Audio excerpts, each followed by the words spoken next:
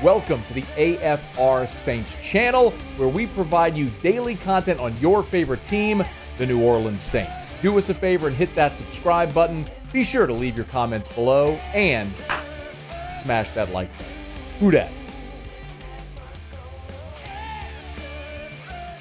Dennis Allen met with reporters on Friday, and I don't know that there hasn't been a week this year, and I'm not sure that there will be a week this year where the injury report is more relevant than it is this week with the Saints and the Atlanta Falcons. The Eric McCoy news is obviously very disappointing for the New Orleans Saints. We learned earlier this week that McCoy will be out 6 to 8 weeks after groin surgery, but the hits keep on coming for New Orleans. 3 players, in addition to McCoy, who's on injured reserve, 3 players are out. Demario Davis will miss the first game of his career due to injury. 13-year career, Demario Davis has missed 1 game. It was back in 2021 due to the COVID protocol. This is the first time in his career he'll miss a game due to injury with a hamstring. Cesar Ruiz, your starting right guard, is also out for this ball game, as is A.T. Perry, who injured his hamstring. He practiced Wednesday, and then during the week, injured his hamstring, didn't practice Thursday, Friday. He's out. Alvin Kamara, Cedric Wilson, Chris Olave are all listed as questionable. If you missed the news, Olave on Friday injured his hamstring.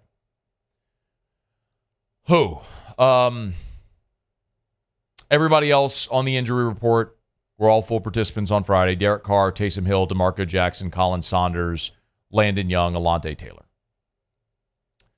For the Atlanta Falcons, just very quickly, 2 of their interior players, David Onyemata and Grady Jarrett, didn't practice Friday, but they were just rest days. They were veteran rest days. They're going to play. Caleb McGarry, their starting tackle, is out. Matthew Judon, Bijan Robinson were both full participants on Friday. Judon with a hamstring injury, Bijan Robinson with a shoulder. Worth keeping an eye on him. That's a lot. And obviously their starting center, Drew Dahlman, has also gone to IR. So you'll know the old angle. Like before today, I was very much on board with going with the New Orleans Saints because there's a few angles that I will blindly bet, and so I'll pick them as well, obviously.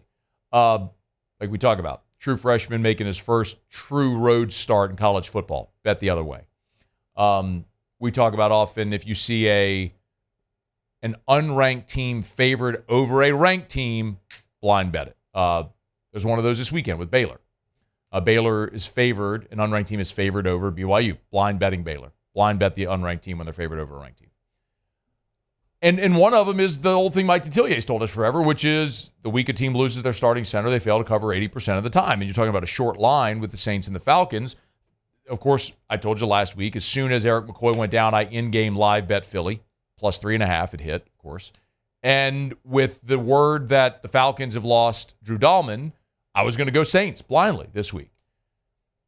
But it's become so much more complicated now because McCoy is out, but then we also learned Cesar Ruiz is out. So the interior of your defensive line now is completely different.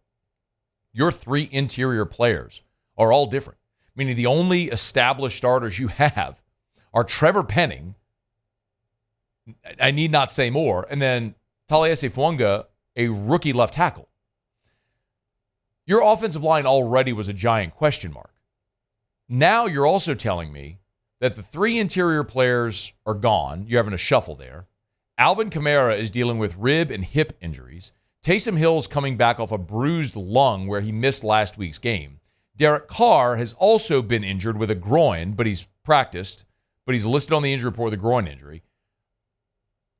And now you're going to tell me Chris Olave was injured in practice Friday with a hamstring. He's questionable for the game. I don't know how the New Orleans Saints are going to score points. Unless if they do like they did in Tampa a few years where they won like 9-0. Y'all remember that game? Sunday Night Football game, I think it was, where the Saints went and won in Tampa 9-0. Like, unless if it's a game like that, I don't know how the New Orleans Saints generate offense in this ballgame. And I don't think Atlanta is any great shakes. But David Onyemata and Grady Jarrett on the interior, even an aging Grady Jarrett, and a healthy David Onyemata are a better option against a shuffled Saints interior. And we saw it last week when the Philadelphia Eagles, after McCoy went out and the interior of that line shuffled, the Eagles' interior defensive line made life a living hell for the Saints. And I don't know that even with Lucas Patrick being there all week, now you're taking Ruiz out. And, I mean, is it Oli Udoh? Is it Landon Young? Are you going to start Shane Lemieux? I don't know. But if you manage somehow to hold up on the interior of your offensive line with this cast of characters, I mean, it would be truly one of the great stories of the season. I don't know that I see that happening. On the flip side, the Saints' defense has been great. They've been opportunistic. We know Tyron is forced to turn over in every game this season. And it is a divisional game where you had success, a lot of success, in Week 18 a year ago in the Dome. Of course, that was the game where Jameis called his own play and got Jamal Williams into the end zone. And I don't know that I believe there's any lingering bad blood or anything from that play. I just think it's a division game where teams don't like each other. They're very familiar with each other because they play twice a year.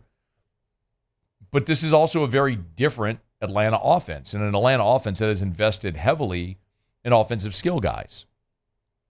But I would look and say, I don't know that Atlanta's skill guys, even with Bijan Robinson and Kyle Pitts and Drake London, I don't know that that's any better than what you saw last week. Even without A.J. Brown. I mean, it was Saquon Barkley and Dallas Goedert and Devontae Smith, who, of course, exited the game with injury late. I don't think Atlanta, their skill is any better than what you faced last week with Philly. And you had a more dynamic quarterback in Jalen Hurts because of his ability to run. And the Saints actually did a great job defensively. So I look at this, and for me, even with the total at 40.5, I think the firm play here is on the under. And I think the Saints defense will be fine and keep them in it. But I would certainly give Atlanta an edge at place kicker. While Blake Grupe has had moments, Younghoe Koo has been one of the most consistent kickers in the NFL. And if it comes down to that, don't you put more stock in the Falcons special teams than you would New Orleans? And they're at home, and they have the better quarterback, and all of the shuffling on the Saints offensive line. I just can't get there with New Orleans. I don't know how they score in this game. I mean, I'll pick Atlanta 20-12. I think it's one of those types of games, just an ugly game on both sides of the ball. I don't know that either offense really gets going. And man, if it weren't for the injuries to Ruiz and Kamara and Olave, all the injuries offensively, I would be picking the Saints because I am a firm believer in what I just said, man. It's just a blind bet when a team loses its center. But the Saints, unfortunately, are in a very similar boat. And to go on the road and ask them to win this game, I think is a tall task. And it really sucks, too, because you've got Kansas City next week. So if you do lose in Atlanta and then you go lose on Monday Night Football at Kansas City, now your hot start is completely washed away with 3 consecutive losses, and this one's in the division. I mean, think of it from the contrast, right? If you win this game against Atlanta, you would go to 3-1 with 2 division wins. Meanwhile, if the Saints win this game, Atlanta would fall to 1-3. And this would be obviously a division loss for them. So, for so many reasons, this is a massive game, not just for New Orleans to keep their head above water, but to bury Atlanta in a 1-3 hole early. And now, I mean, you're in the pole position right there. And in a couple of weeks, you got Tampa coming to your place, regardless of what happens at Kansas City.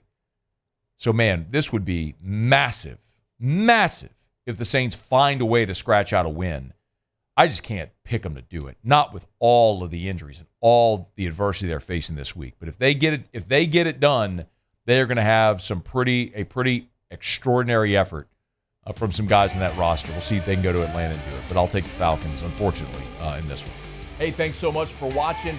Please leave your comments. I love to interact. And be sure to hit the red subscribe button below.